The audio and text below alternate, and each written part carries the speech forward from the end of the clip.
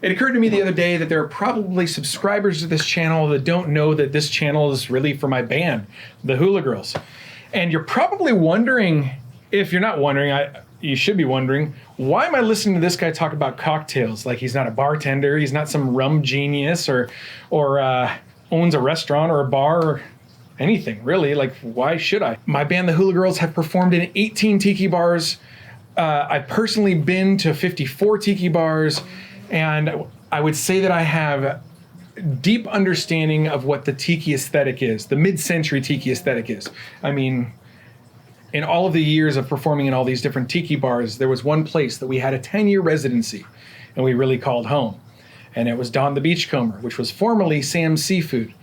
The most iconic part of Don the Beachcomber, Sam's Seafood, was this big neon Marlin that sat like 50 feet above the restaurant. Driving down Coast Highway and looking up and seeing that big neon Marlin, you knew you were home. We had such incredible times there. Anyway, a couple of weeks ago, there was an ad that was running in Craigslist, and they were getting rid of that Marlin. After like 60, 70 years of that thing being a landmark in Sunset Beach, California, they were required to take it down by Huntington Beach. So I guess it was deemed unsafe or something. Anyway, I reached out right away and I said, I would like that giant Marlin in my backyard. I contacted a bunch of different crane companies, and I thought I was going to make it happen. I called them and they go, yeah, that free Marlin is $8,000. No thanks. I'm going along and I'm making my cocktail video for this week, and I do a Trader Vic's cocktail, and I'm just kind of going through the same motions that I always do, and there's some funny stuff, and there's some, bloopers at the end and things, and when I finished editing it, I was like, oh, 13 minutes? Wow, this is a quick one. That's good. People got things to do. And then I get a message from one of my friends, and he goes, hey, you have to come over to our shop. You got to see what we got. And then he sends me a picture of it. So at the end of this episode, don't go anywhere. We have a whole bonus section. Hey. Aloha, folks. Welcome back to Spike's Breezeway Cocktail Hour. This is the first solo episode that I've done since 2021. And I'd like to say that I feel like 2021 is going to be so much better than 2020. But I think it's just going to be the same. So at least we have each other. I hope you enjoyed the two-part episode that we had with Billy Zoom from the legendary punk rock band X. He is one of my personal favorite guitar players and quite a character. It was hard to reel him in. Like every once in a while he'd go off the rails and I'd be like, whoa, come back here. We're making a cocktail here. The cocktail that we're gonna make tonight is one of those special ones that we make in the glass that it was served in. And this one has like an incredibly interesting garnish. This is the main reason why I want to make this drink. I believe this drink's from at least 1946, but the version we're gonna make is from the 1972 Trader Vic's Bartender's Guide. When I heard the name of the drink, I was like, what the hell is this? I don't wanna make that. And then I found out about the garnish and I was like, I certainly wanna make that. So this drink is called the Shingle Stain.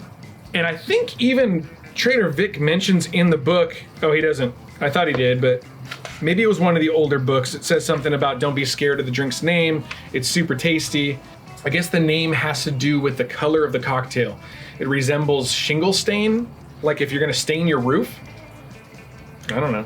So the exciting thing about this cocktail is that we will be making it in the glass that it was served in, which is the 10-pin pilsner glass. My personal favorite glass from Trader Vic's.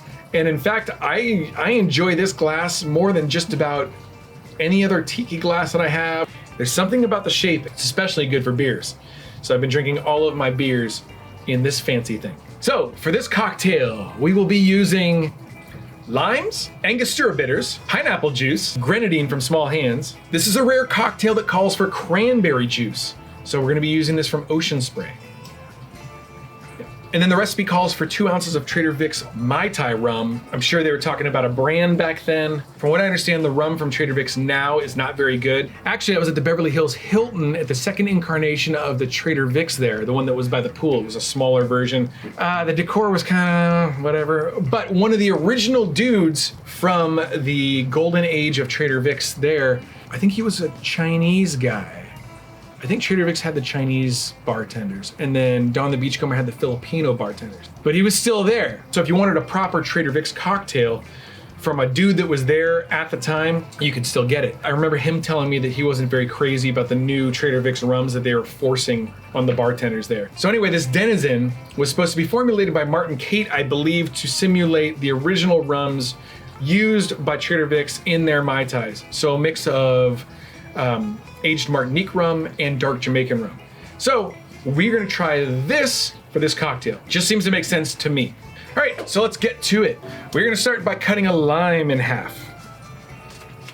And in the book, it calls for juice of 1 lime, and we have come to find out that juice of 1 lime usually means about an ounce, or exactly an ounce, really. And it's a funny thing because juice of 1 lime is so arbitrary.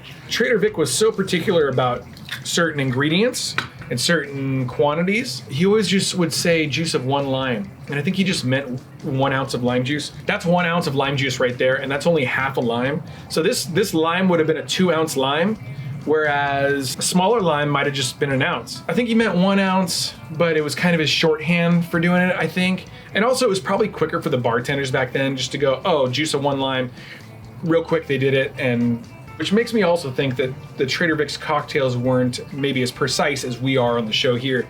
But that's about expediency and speed and trying to get people served and back to the lounge to have a cigarette and a cocktail.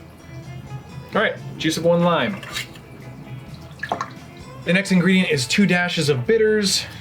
Whoa, so a dash is this. 1, 2. 2 dashes.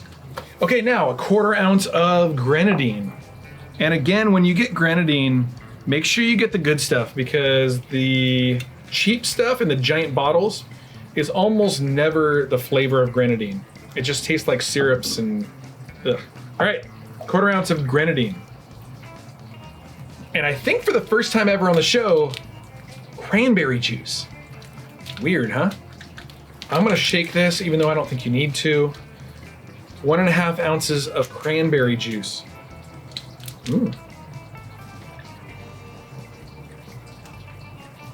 Okay. 1.5 ounces of this.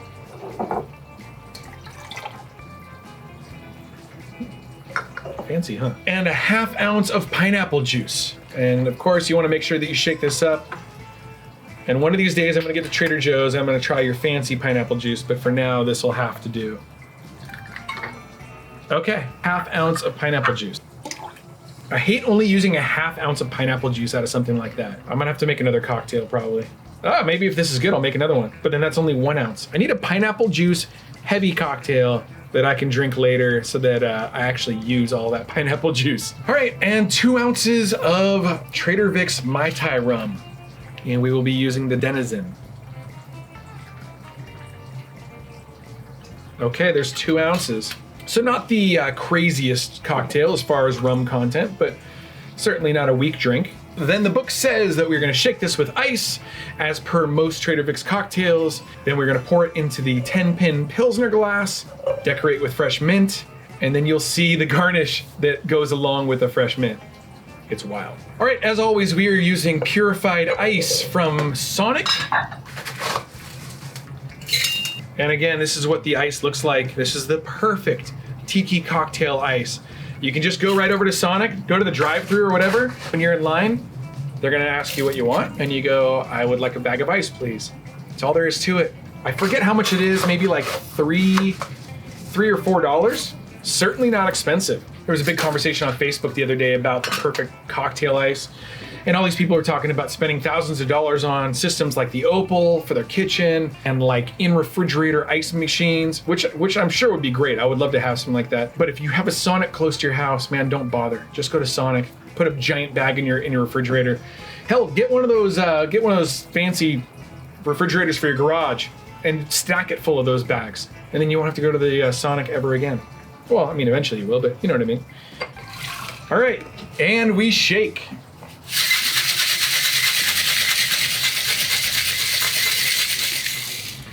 You want to shake till the tin is nice and frosty. And here we go, the Shingle Stain.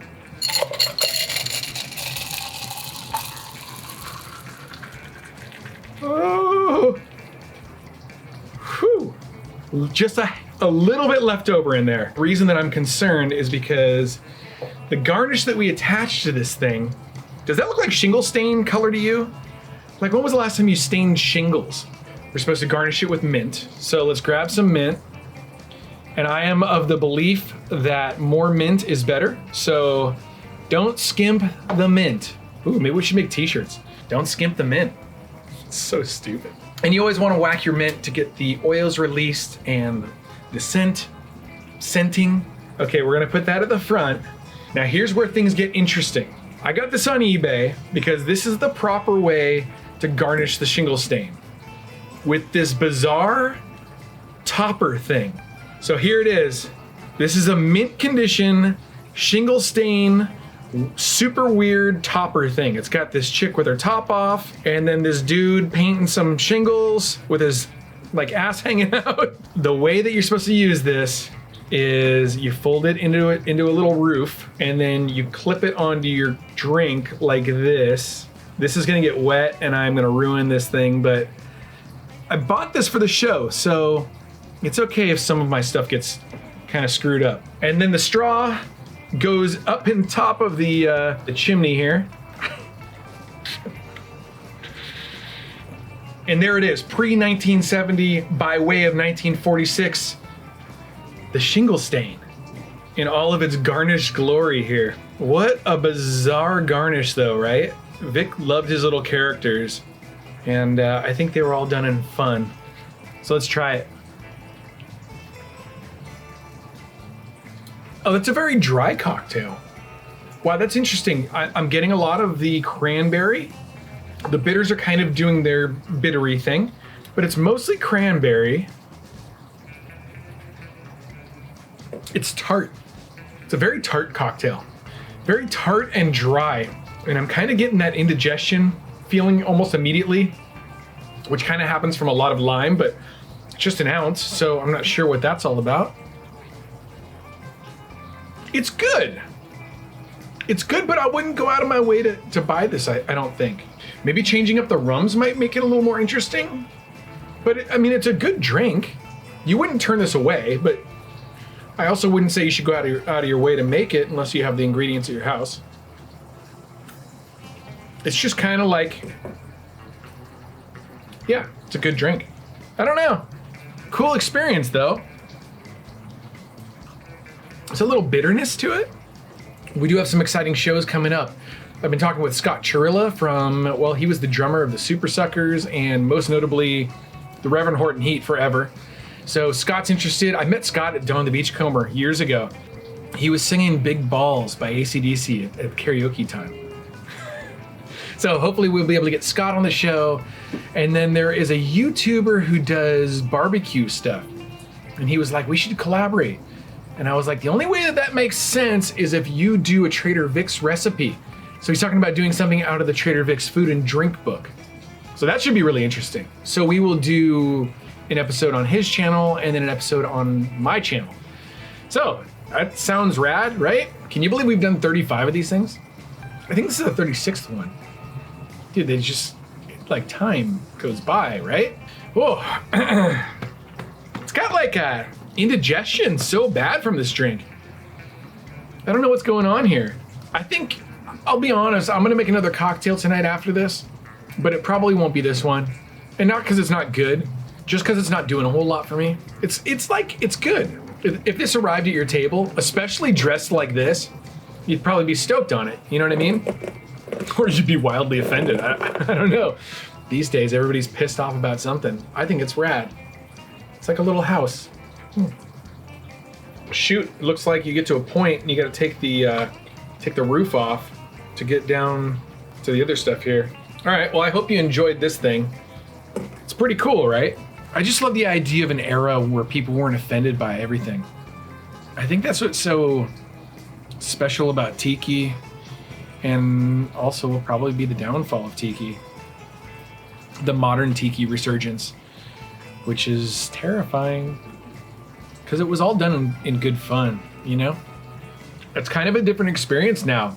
Now that the roof's off, when you go to sip on it, your nose is right in the mint. And that was always the intention with the mint garnish, is that you're getting a nose full of mint while you're drinking. It's like a two-part cocktail thing. It's like you're not just tasting the cocktail in your taste buds, you're also tasting it through your nose. You can feel free to use that. Just quote me on it. You know what I mean? Stupid. I just hope we get to a place soon that the tiki bars can open up again, because a lot of my friends own bars, you know, all the years being in the Hula Girls. And I hate to see them having a hard time because they're not allowed to have indoor dining or even patio dining in some cases. Hopefully Tiki will return. So folks, I hope you enjoyed this episode of Spike's Breezeway Cocktail Hour. If you did enjoy it, please be sure to like, comment, and subscribe. And we'll see you in the next cocktail video. Aloha.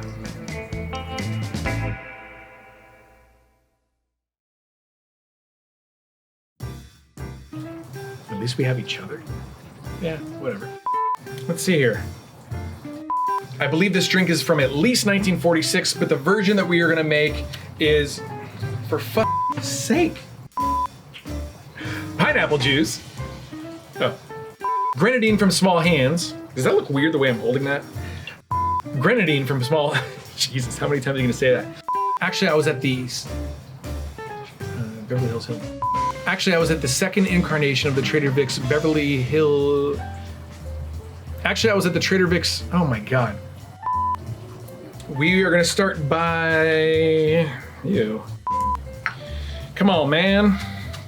A dash is... all over the place. Son of a bitch. I got bitters all over myself. Stop it. From the Weird. I kind of hope I didn't ruin... I mean, it got wet. Hey, it certainly got wet from sitting in the drink. There are people who are so meticulous about their tiki stuff, and I can respect that. I'm more interested in using these things and serving them like how they were. Bum bum bum bum bum bum bum. All right, folks, thank you so much for joining us once again on Spike's blah blah blah blah. All right, that's the drink. I guess we're done. I think we're done. Yeah, dude, we're done.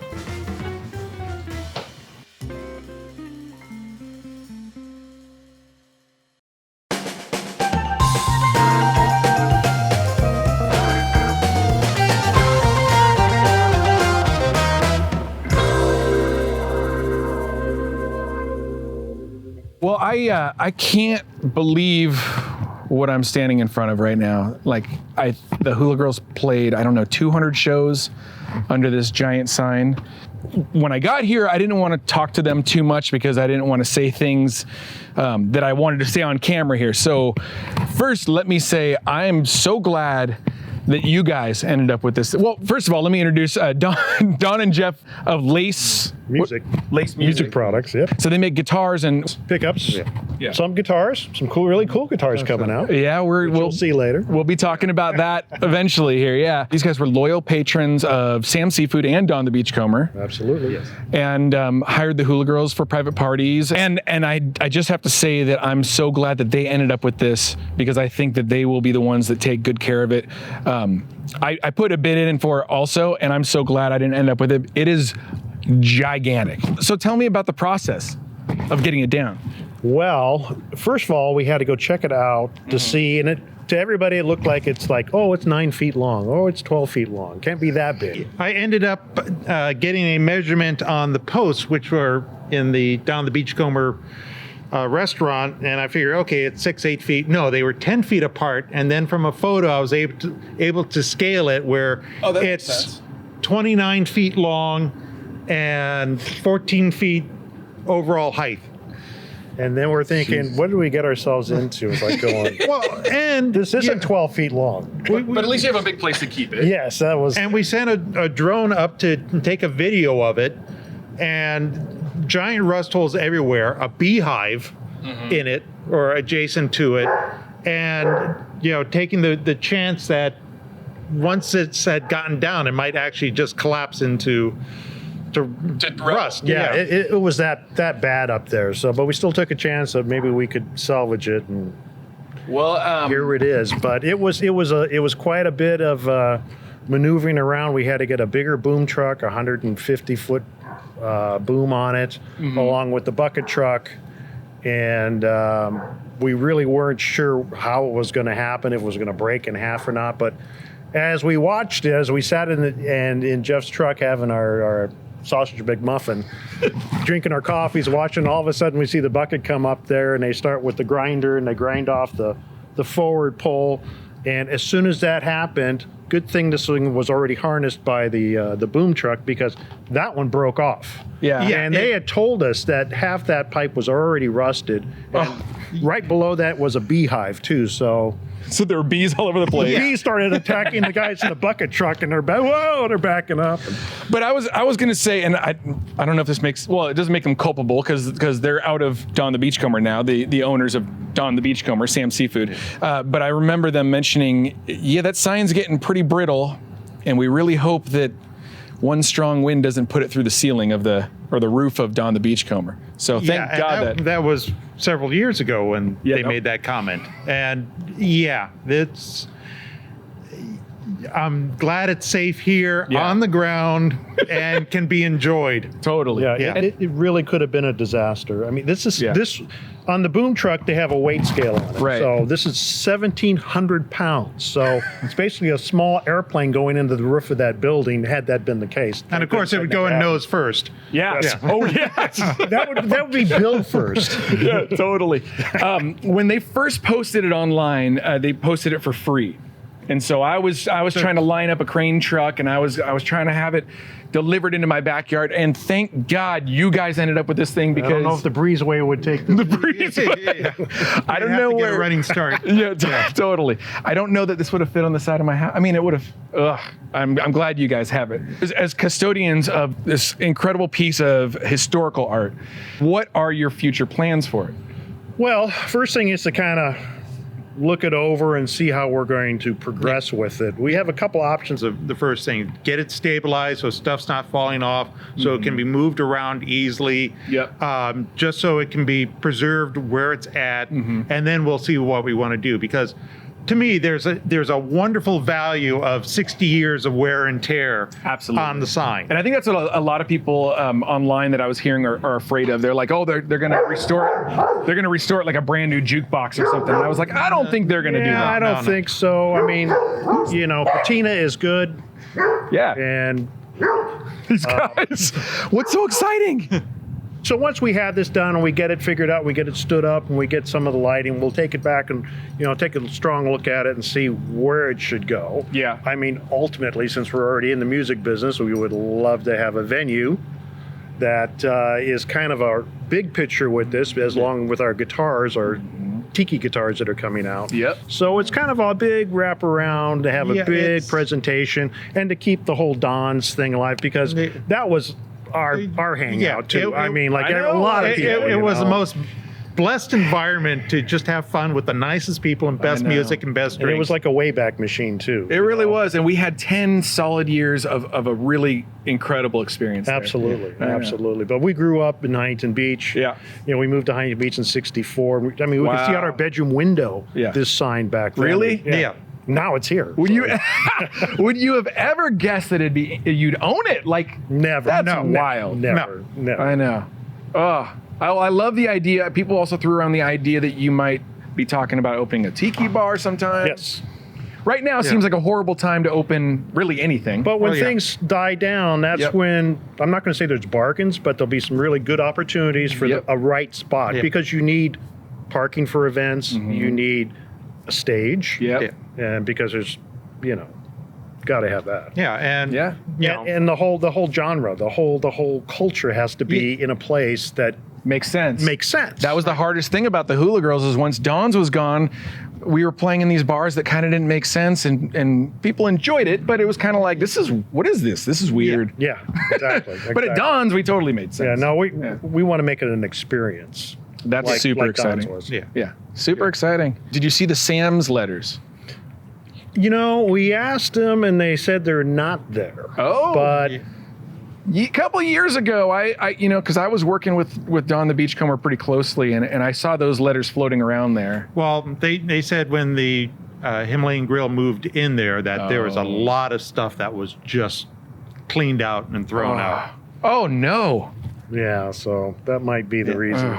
Yeah, I don't think that they really care about what that place is. And I do know that Delia, who, owned Don the Beachcomber, has several containers full of stuff from good stuff. Yeah, so maybe there's a deal to be made with her.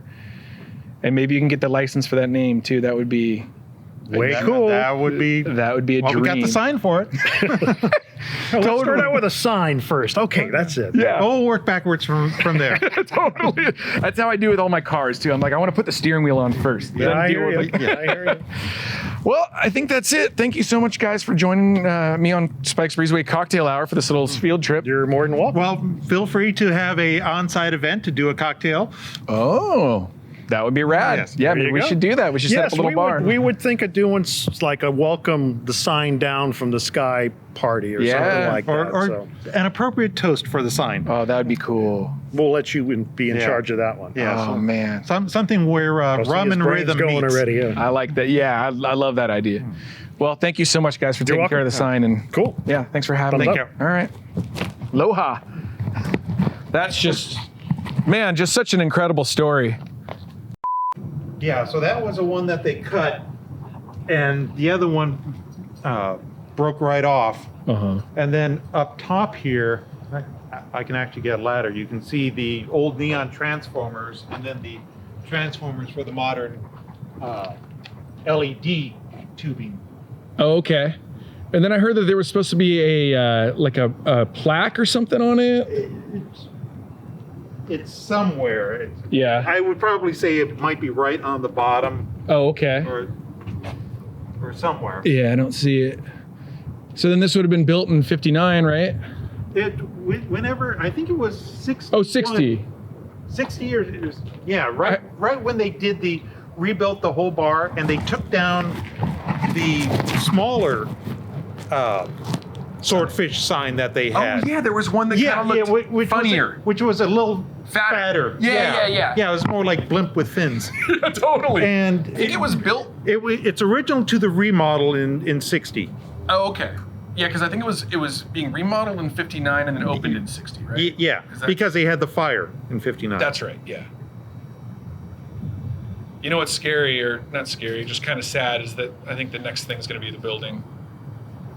Well, Because our buddy there doesn't care about it. no, well, that's why, strategic lotto ticket investments. That would be my first guilty pleasure, is just to buy the whole kit and caboodle. Right.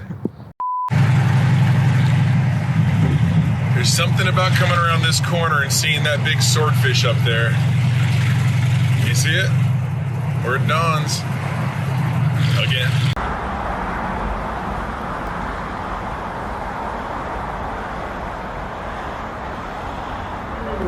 Like 4, 4.